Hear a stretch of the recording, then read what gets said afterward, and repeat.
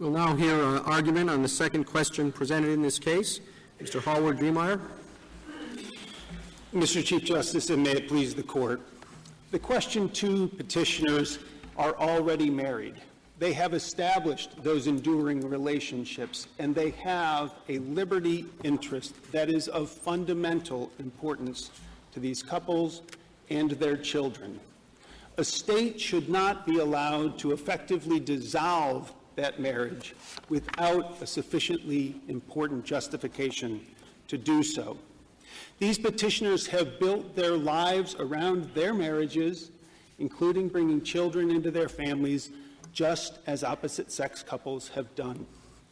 But the non-recognition laws undermine the stability of these families, though the states purport to support just such stability. I was somewhat surprised by the arguments you made in your brief, because they are largely a repetition of the arguments that we just heard with respect to question 1. I thought the point of question 2 was whether there would be an obligation to recognize a same-sex marriage entered into in another state where that is lawful, even if the state itself constitutionally does not recognize same-sex marriage. I thought that's the question in question 2. Am I wrong? It is the question in question 2.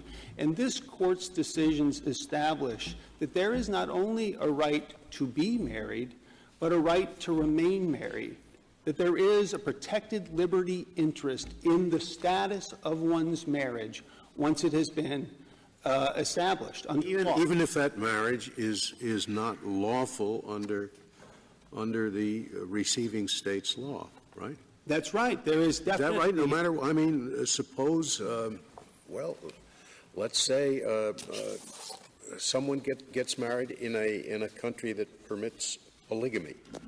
Does a state have to acknowledge that marriage? Well, of course, the state could assert justifications for not doing so, and I think there would be justifications for not recognizing. What would the justification be? That it's contrary to the state's public policy, I assume, right? Well, no, Your Honor. I think that the justification would be that the state doesn't have such an institution. A polygamous relationship would raise all kinds of questions that the state's well, it would be the same argument. We don't have such an institution. Our marriage in this state, which we constitutionally can have, because the second question assumes that the first question comes out the way the United States does not want it to come out, the state says we only have the institution of heterosexual marriage. We don't have the institution of same-sex marriage. No, the institution is the institution of marriage. And the well, you say that, but the state doesn't. The state says the only institution we have is heterosexual marriage. The point I'm making, Your Honor, I think is demonstrated by what has happened in those states where, by court order, states have had to permit same-sex couples to marry. All that has happened under their laws is that they have had to remove gender-specific language and substitute it with gender-neutral language. It would Could I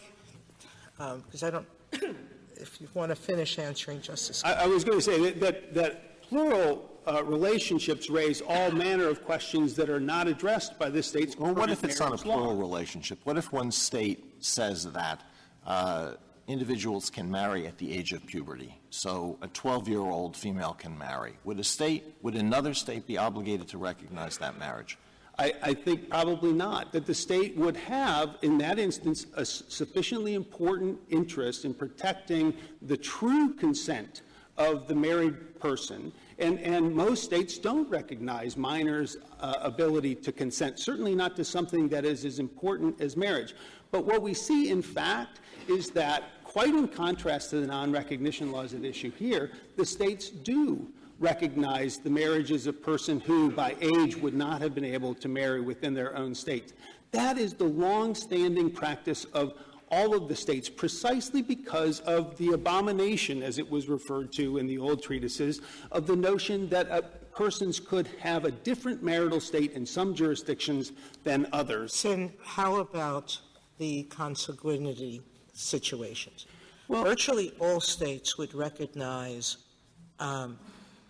cousins through marriage getting married. But there's at least one state that doesn't. Well, are you saying that state is I think that the constitutional test is the one that the court set forth in Zablocki, which is, does the state have a sufficiently important interest not to recognize it? And certainly in the case of incest, the state does have a sufficiently important interest. This is not incest. They're not biologically tied. Well, the states that I'm aware of that have the rules against cousin marriage do so under their incest statutes, and they simply define incest in a broad way that would encompass cousins to marry. Well, at some point, certainly the familial relationship is too extenuated that I don't think the state would have a sufficiently important justification. As Justice Alito's question points out, the assumption of his hypothetical is, and of the way these cases are presented, is that the state does have a sufficient interest so that it need not allow the marriages in that state.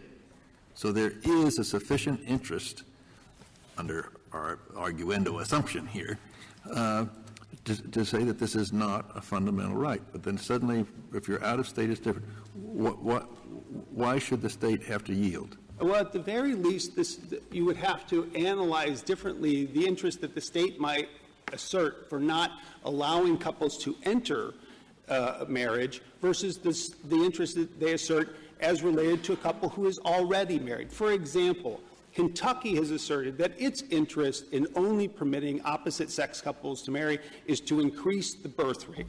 Well, now apply that theory to same-sex couples who are already married. They're already married in the states where they were married. They're already married in half the states of the country.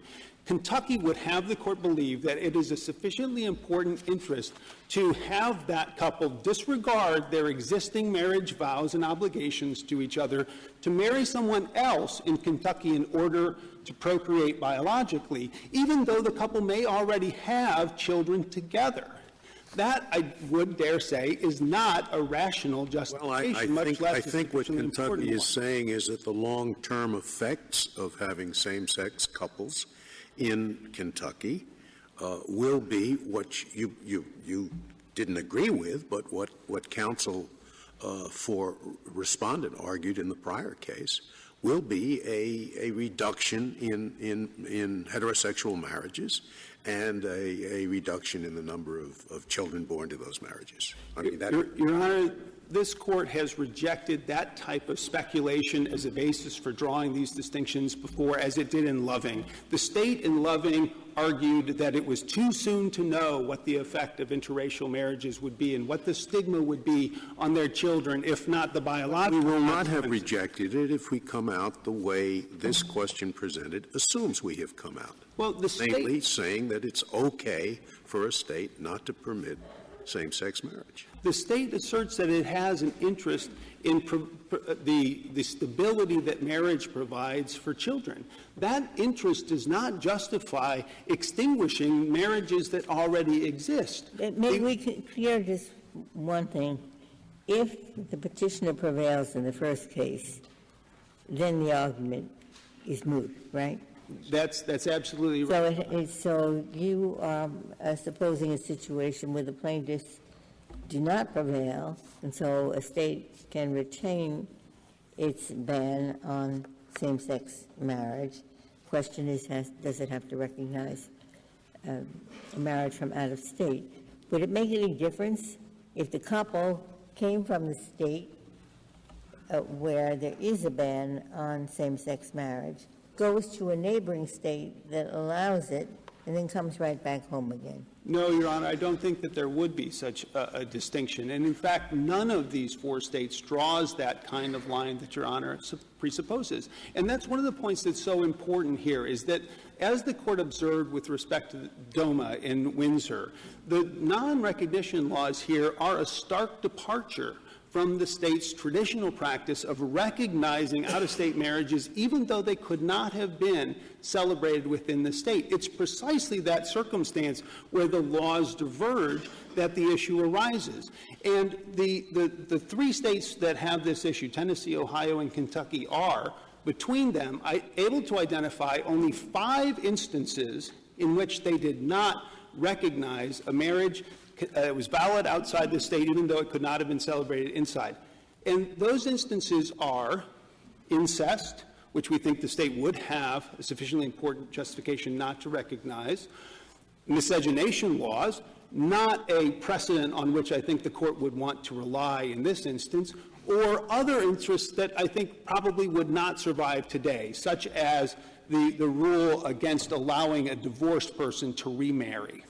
So and more importantly, the most recent of those cases is from 1970. So the rule that the states cite about their ability to disregard, to effectively dissolve marriages that already exist, around which people have already begun to build their lives, is less applied than the federal government's own authority to define. But again, I think you're avoiding the presumption on which we're starting, the assumption, which is that the state's policy for supporting same-sex marriage is sufficiently strong that they can, as a matter of public policy, prohibit that in their own state. And yet you're saying it's somehow so much weaker when you're talking about marriages from other states. I think that there are a couple of points that I'd like to make in order to distinguish this situation from the question in the first case. In the first case, it was very significant that Respondents' Counsel was emphasizing that they thought it was merely rational basis scrutiny that would apply. But that was to the question of whether people should be allowed to marry in the first instance.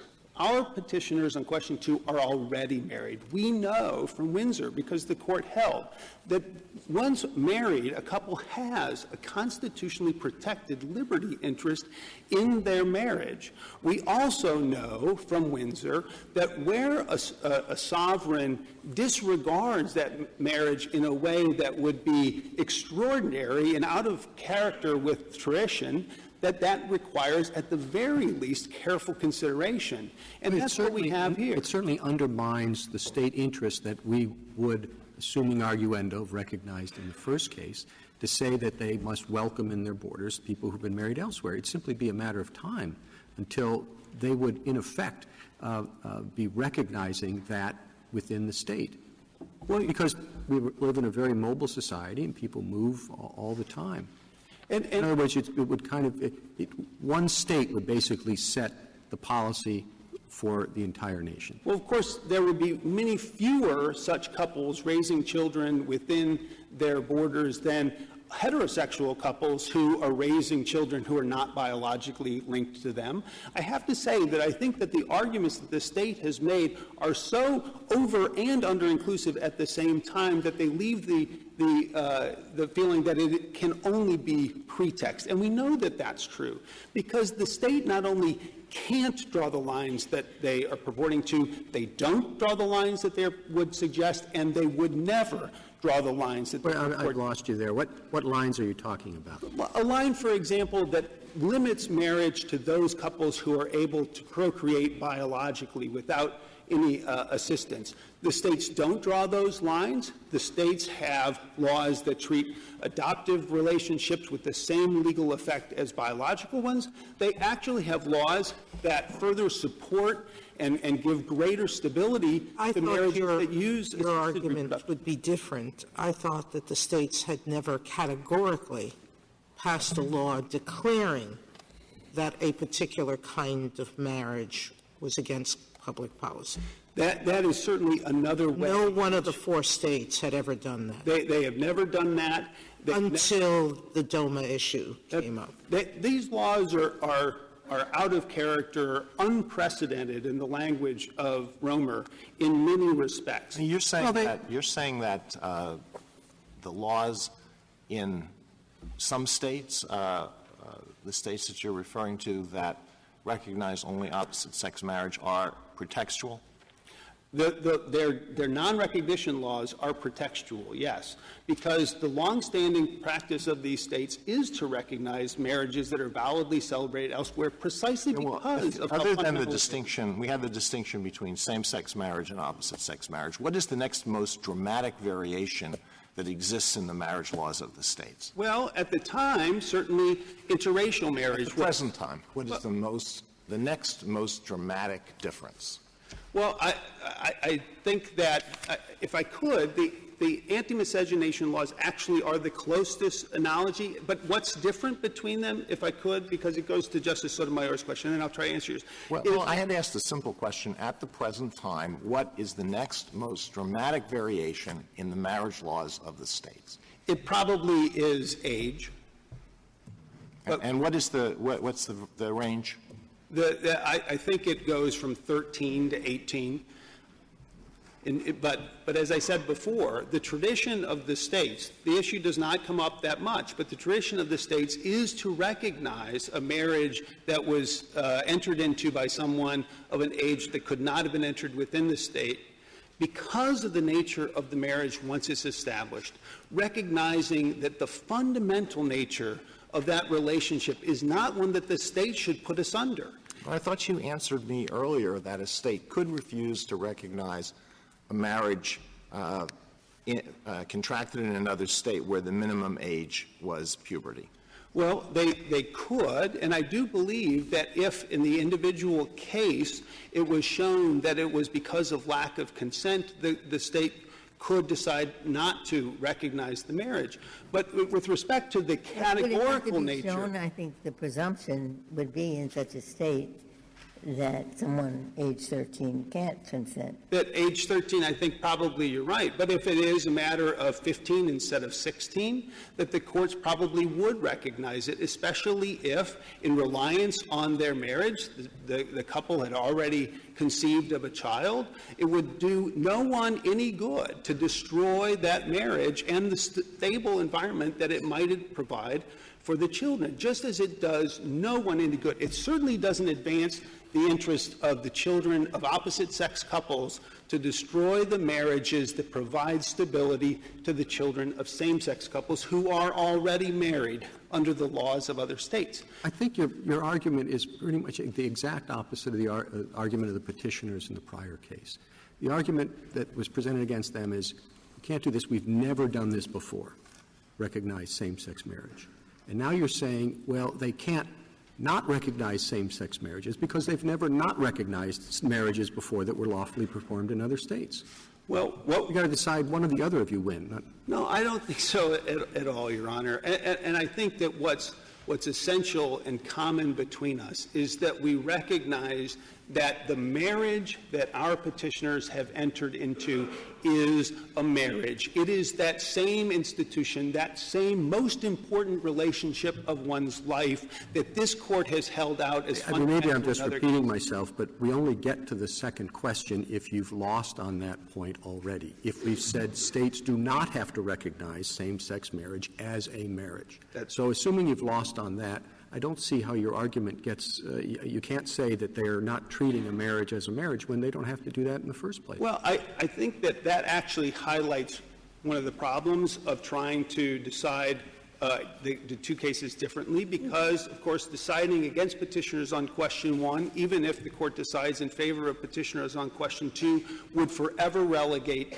those marriages to second-class status and would raise all kinds of questions whether those marriages could be subjected to laws that are not quite so favorable. Are we arguing question 1 now? Is that what you're doing? No, I'm suggesting, though, that even a win on question 2 does not fully validate our petitioners' marriages. But certainly we think that the state cannot disregard them, cannot effectively dissolve existing marriages without a sufficiently important reason for doing so. This Court recognized in the Lawrence case that marriage, procreation, family relationships, child rearing are fundamental aspects of autonomy that same-sex couples can enter into, can choose for purposes of autonomy to the same extent as opposite-sex couples, especially when those couples have done so, have established a marriage, have brought children into. I'd like to give an example, if I could, because I think that it sort of brings home what's really happening. Matthew Mansell and Jono Espejo married in California in 2008. In 2009, they adopted 2 children. Now, in reliance on the protection that is afforded by marriage, Mr. Espejo was willing to give up his job to become the primary caregiver of their children. Mr. Mansell is the primary breadwinner. His job in an international law firm was transferred from California to Tennessee. And the cost of that transfer for that job for them was the destruction of their family relationships, all that they had relied on in building their lives together. And in support of that, the states offer exactly nothing. There is no reason that the state needs to disregard that marriage. No reason the state needs to destroy the reliance that Mr. Espejo has had in giving up his career to look after their children. They are doing everything. There would have been the argument made with respect to the first question, namely that the existence of same-sex marriages erodes the feeling of society regarding heterosexual marriages. As I say before, Your Honor, I don't think that holds up, because opposite-sex couples who have no children, who may be beyond childbearing years, when they move into these states, their marriages are entitled to respect, and yet they are situated precisely as our petitioners are. Our couples likewise have marriages. They may not be able to procreate biologically together, but they are able to procreate through assisted means, through adoption. They bring children into their families just as opposite-sex couples do. And when, in reliance on their own state of where they live, they move into these states, that marriage is destroyed. This Court relied on federalism, the vertical kind, in Windsor, to identify something that was highly unusual. In this case, it's horizontal federalism, I think, that identifies something that's highly unusual. As part of a federal form of government in which the states are equal, the states have ceded some form of their authority. And one is to recognize that when another state creates an enduring relationship, encourages people to, in reliance on the protections the law affords to establish families, that it is not that other states are simply free to disregard that which those states have created. In the corporate context, once a corporation is established under the laws of one state, that corporation exists in all other states. Certainly the families that our petitioners have established are entitled to at least that same respect. I think that, Your Honor, it is quite interesting to note that in the first argument, Michigan was forced to argue some positions that I think are quite astonishing, that the state could limit marriage to couples who are capable of procreation without assistance, or indeed that it could abolish marriage altogether. It's our clients who take marriage seriously. They took vows to each other and bought into an institution that, indeed, as this Court has said, predates the Bill of Rights, that is the most important and fundamental in their lives, and the state should offer something more than mere pretext as ground to destroy it. The state's rationale is we treat outsiders the same way we treat insiders. Well, thank you.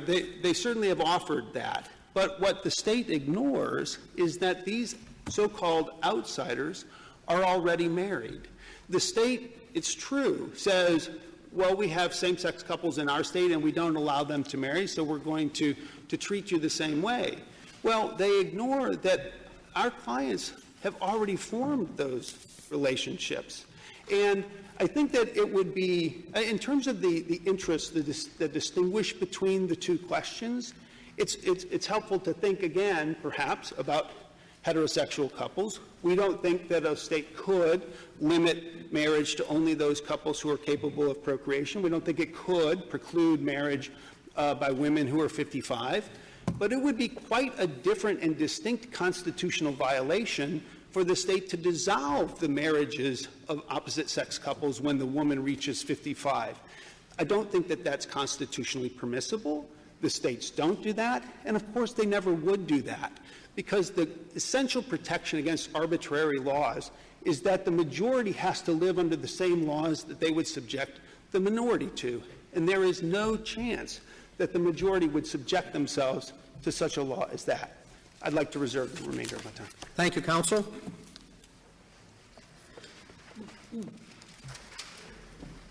Mr. Whalen? Mr. Chief Justice, may it please the Court. The 14th Amendment does not require states with traditional marriage laws to recognize marriages from other states between two persons of the same sex. What about Article 4? I'm so glad to be able to quote a portion of the Constitution that actually seems to be relevant. Full faith and credit shall be given in each state to the public acts, records, and judicial proceedings of every other state. Now, why doesn't that apply? Your Honor, this Court's cases have made clear that the Court draws a distinction between judgments between states and the laws of each state. And the reason, in part, that the Court's decisions have said that is that otherwise each state would be able to essentially legislate for every other state. Public acts, it would include the act of marrying people, I assume. My understanding of this Court's decisions is the reference in the Constitution to public acts is each state's laws. So there's nothing in the Constitution that requires a state to acknowledge even those marriages in other states that are the same. That's essentially correct, Your Honor. Really? Under this Court's decisions, that's essentially right. There has been, under the jurisprudence with regard to Allstate Insurance and Alaska Packers and so forth, that there's a minimal due process requirement to decline to apply in other states. We can say the only marriages we acknowledge in New York are marriages concluded in New York. Is that possible? I'm sorry? I don't New York can say the only marriages we acknowledge in New York are those marriages that have been made under the laws of New York. Yes, Your Honor. Really? If I'm understanding your question correctly. What case is that? What case would you cite to support that proposition? I'm not sure if I understood the question correctly, Your Honor. He said, I already have several cases to read. I might as well get another one. But what is the case that holds that the state of New York has the right to recognize only marriages made in New York? And if you're married in Virginia, New York has the constitutional right to say we treat you as if you weren't married, whoever you are. I did misunderstand the question. My understanding of the question was whether New York could decline to recognize an out-of-state marriage that did not comport with New York's law.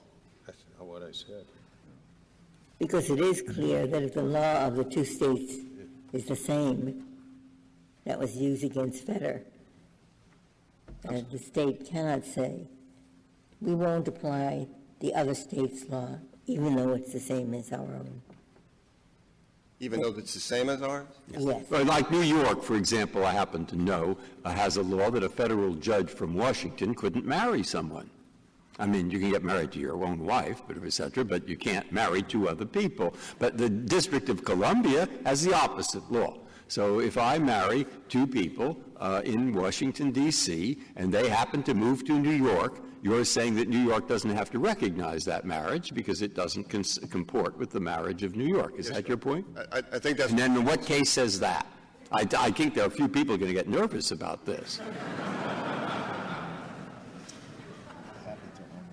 My answer is based on essentially this Court's decision in Nevada versus Hall, because the state's own law sets its own policy and the other state's law would be in conflict with that state's policy. And here the policy would be we distrust federal judges from outside the state. And even that they would get away with, in your view. Because I'm next going to ask, and what is the difference between that kind of policy and the policy that says, well, we don't recognize the gay couple's marriage for the reason that we fear that if gay couples get married, even if they have children and adopt them, and even if we allow people who are not gay to get married and they or don't have children, despite all that, this policy, which I've had a little trouble understanding, warrants not recognizing it. No, did you follow that question? It's a little complicated. I probably did not, but I'm going to try to answer. I think the underlying focus is not just that there's a policy, but that there's a legitimate policy. And as this Court's questions earlier indicated, I proceed now on the assumption that the Court has decided the first question in the state's favor and has determined that, indeed, the state's policy to maintain a traditional man-woman definition of marriage is indeed legitimate, and we obviously agree that it is, and the court should so decide. So you None don't of this see has anything to do with Article 4, right? None of this has anything to do with Article 4. Full faith and credit, right? Full faith and credit provides the background for the states to be able to assert that, indeed, we have the right to decline to recognize the out-of-state marriage based on the out-of-state You're making a distinction between judgments. Full faith and credit applies to judgments. You can't reject a judgment from a sister state because you find it offensive to your policy. But Yes, Your Honor. full faith and credit has never been interpreted to apply to choice of law. Yes, Your Honor. And that's the distinction. Yes, Your Honor. And so in essence, by deciding whether or not to recognize another state's marriage, the state is deciding whether or not to recognize the other state's law under which that marriage was performed. I'm sorry, you don't see a fundamental difference between creating a marriage and recognizing a marriage? You don't think there's any difference in terms of the rights of people? If states regularly don't say that the prerequisites to marriage in our state are not necessarily against public policy, and they have said it for age differences, they have said it for a lot of things, why would the gay marriage issue be so fundamental that can lead them to exclude a whole category of people from recognition? It goes, Your Honor, to the essence of what I think, in fact, both questions before the court today get at, and that is the fundamental notion of what marriage is. And let me answer the question, if I could, in this way. The comparison between how states have operated with regard to recognizing or not recognizing marriages before, in other words, before there was any idea of same-sex marriage, can't be compared at all to how states are responding across the board with regard to the phenomenon of same-sex marriage, and here's the reason. Commentators have observed that when all states were on the same page about what marriage is, that's where the place of celebration rule evolved from, that every state had the same definition, every state shared the same interest, and so there was the liberal policy of recognizing marriages from one state to the other. You think marriage decrees are closer to laws? I'm sorry? You think marriage decrees are closer to laws than they are to judgments? I mean, you need to get a judgment to divorce. And I think that, in my mind, that makes the decree much closer to a judgment than it does to a law. I think that the performing of a marriage is closer to laws because, in essence, when the marriage is performed, all the rights that flow from that state's laws evolve to that couple. And it's different than judgments, and so does not deserve the same kind of treatment that judgments would under the full faith and credit jurisprudence because of the reason that this Court has drawn that. So what is an order under the Constitution or an act under the Constitution that's not a judgment? I didn't catch the first part of your question, Your Honor. How do you separate out the terms that Justice Scalia gave you? They're not all judgments. No. Three different terms were used, or four different terms were used.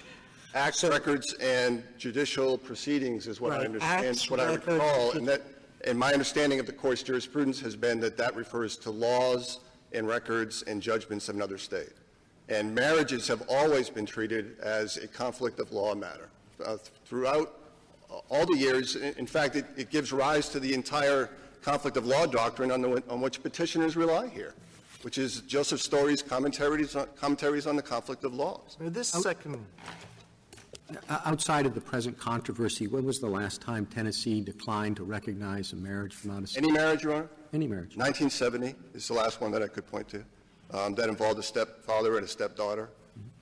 I would hasten to add, though, because of what I was starting to describe with regard to how we got to this point, while while states were all playing along under the same definition of marriage, what they confronted in an unprecedented fashion was some states changing the rules of the game, if I can extend the metaphor.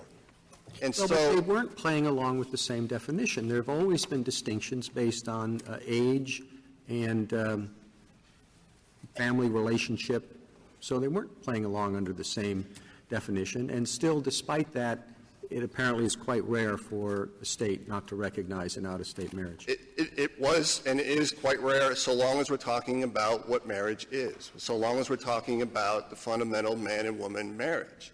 And that's my point, is that as soon as states were confronted with the reality that some states were going to redefine marriage or expand the definition of marriage to include same-sex couples for the first time, then it's unsurprising that they would determine, in keeping with their own laws, that they would not recognize those other states' marriages. This second question puts both you and Mr.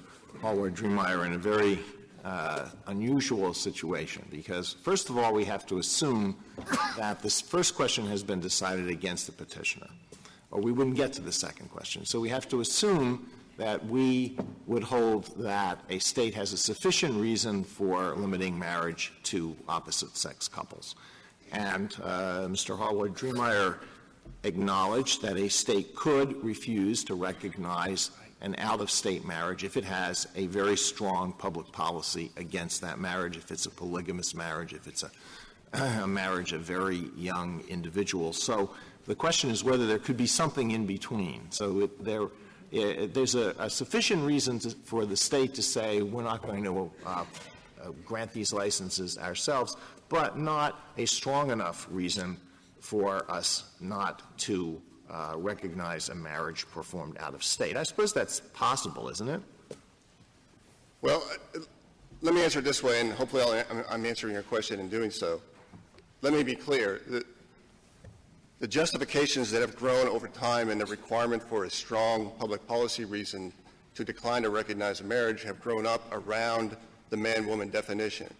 Our position is that so long as we're talking about a marriage from another state that is not the man-woman definition, that it is simply the state's interest in maintaining a cohesive and a coherent internal state policy with regard to marriage that justifies not recognizing those marriages. Otherwise, as the question that was put earlier indicated, any resident of the state could go to another state, get married, come back, and demand to have their marriage That happens already. People who are not permitted to be married in a lot of states go and do that, and they come back to their home states, and the home states follow the rule of marriage celebration. And again, we're talking about the fundamental distinction between marriage as the states see it, the traditional definition, and the same-sex marriages that other states have adopted. The prerequisites are always a state's judgment about marriage, about what should be a recognized marriage. But, Your Honor, they make exceptions. The difference here, I think, is the landscape that we find ourselves in. Tennessee, Ohio, Kentucky, and other states with a traditional definition of marriage have done nothing here but stand pat. They have maintained the status quo. And yet other states have made the decision, and it certainly is their right and prerogative to do so, to expand the definition, to redefine the definition, and then to suggest that other states that have done nothing but stand pat now must recognize those marriages imposes a substantial burden on the state's ability to self-govern. And it is odd, isn't it, that a divorce does become the decree for the nation.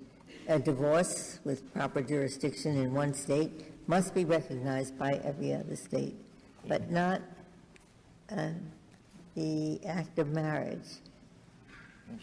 I understand the point, Your Honor, and again, I think it falls within the Court's recognition of a distinction between judgments and laws. And here, I think we're dealing only with laws, and again, it would allow one state, initially, literally one state, and now a minority of states to legislate fundamental state concern about marriage for every other state, quite literally. That's an enormous imposition and an intrusion upon the state's ability to decide for itself important public policy questions.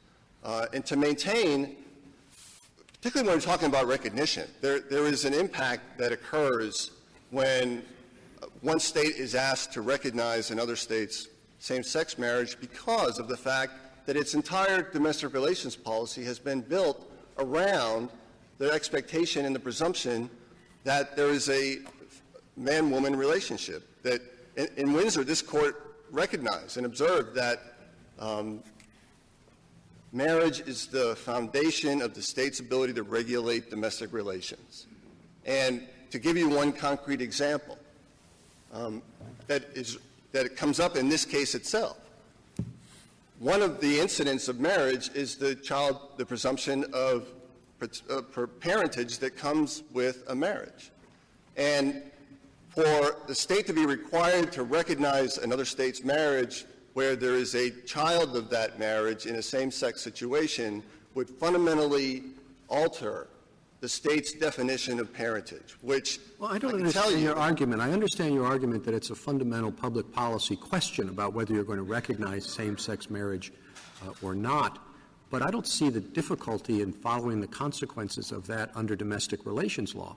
You're just treating a couple as married, and it's sort of the first question's a big step, but after that, it seems to me that the question of how you apply the domestic relations law is pretty straightforward. Well, this is part of the reason why I wanted to mention this in particular, because a large part of the petitioner's focus has been on the impact on the children that are involved. And I think it's important for the court to recognize that in many states, and I can tell you in Tennessee, that the definition of parent has always been biologically based. That marital presumption of parentage has its foundation in biology. It has its foundation in the man-woman relationship. So when and if a state were required to recognize a same-sex marriage and so therefore change the pronouns and change the terminology to but apply. to do that for adoptions, what's the problem? Because this is a really big deal? It is a big deal, Your Honor, because you are changing the way the state defines a parent. And in the adoption context, you have to understand adoption and the traditional definition of marriage, they work in tandem. They work together. And as Mr. Birch described, the objective with regard to marriage is to link children with their biological parents. When that breaks down, then there's adoption. And so, yes, there's an effort to... Do you think that a state can fail to recognize the birth certificate of a particular, another state? I'm not... Or just that. Do you think the word records in the Constitution includes birth certificates? Yes. So California, without any reason, no suspicion of fraud, no anything, could it refuse to recognize another state's birth certificate? I have to admit, Your Honor, I can't speak to that intelligently. Records, to me, has to have a meaning. Record has a meaning. It does, Your Honor. The reason that I'm hesitant is that I know that there is disagreement in the cases about exactly what the impact of that is, between whether that just means we have to acknowledge the existence of the record for evidentiary purposes or whether the effect of the record has to be acknowledged. And as I stand here... I recognize that that's an issue. But if a birth certificate were to be a record, don't you think a marriage certificate? It's an official act of a state. Well, the marriage certificate It's a record. certifies, and I guess it goes exactly to the point, it certifies the fact that there was a marriage. I think that the laws that allowed that marriage to occur when they are different fundamentally with the laws of a state like Tennessee preclude the application of that same principle from one state to the other.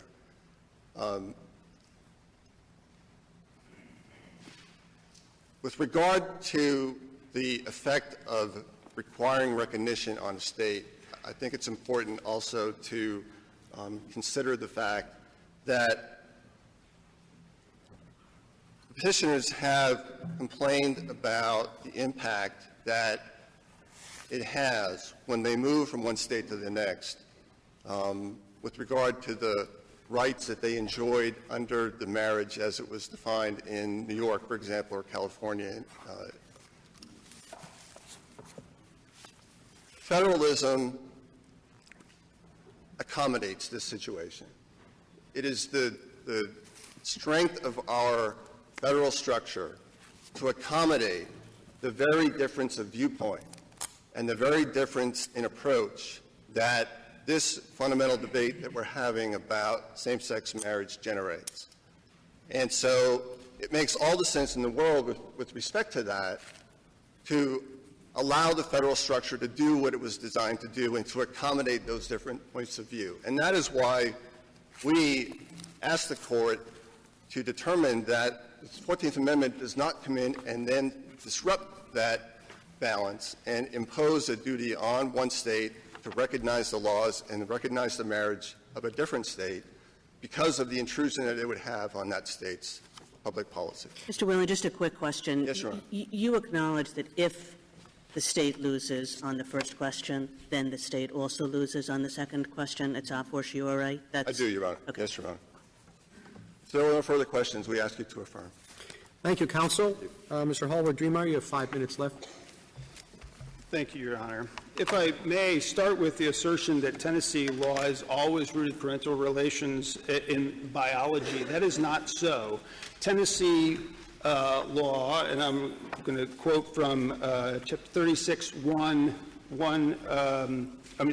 it's 68.3.306, referred to on page 15 of our reply, provides that a child born to a married woman as a result of an artificial insemination with consent of the married woman's husband, the father is deemed the legitimate child of the husband and wife, though the husband has no biological relationship with the child. Tennessee, in other words, just as it does with adoption, reinforces the bonds of parent and child, irregardless of biology, as long as the couple is of opposite sexes. The import of that for real people like Drs. Tanco and Jesty is that they, who fell in love and married while in graduate school in New York, as many academic couples, were only able to find a position at a same university in Tennessee. They moved there, and Dr. Tanco has given birth to their daughter in Tennessee. Now, as a result of the non-recognition laws, when, as occurred last week, their daughter is hospitalized, Tennessee would treat Dr. Jesty not as mom, but as a legal stranger, with no right to visit her child, no right to make medical decisions for her. These laws have real import for real people. And although I think that counsel was suggesting that federalism and allowing states to make different laws, if you choose to get married in your state, just don't move to ours. That's the cost of federalism. Well, Sergeant Decoux and his husband, Mr. Costura, didn't have a choice. The United States Army moved them to Tennessee, and given the location of Army bases in this country, is almost a certainty that anyone serving in the Army for any length of time will be stationed at some point in a state that would dissolve their marriage as a matter of state law. I want to get back, Justice Sotomayor, to your comment about categorical and how unprecedented it is. Because even in the age of anti-miscegenation laws, the states would give effect, for some purposes, to interracial marriages, such as for purposes of a state giving out the proceeds after a death or otherwise. Here, however, the state statutes provide that a marriage shall be given no effect for any reason. Even Jim Obergefeld's husband's death certificate will not reflect the fact that he was married or the name of his husband. The state has no legitimate interest for denying them the dignity of that last fact regarding his life. The real import of the state's argument is, I believe, this. that even when same-sex couples are married, they are not, in their view, married for constitutional purposes. That the states can discriminate against these marriages even in ways that the Constitution would not permit the states to disregard the marriages of opposite sex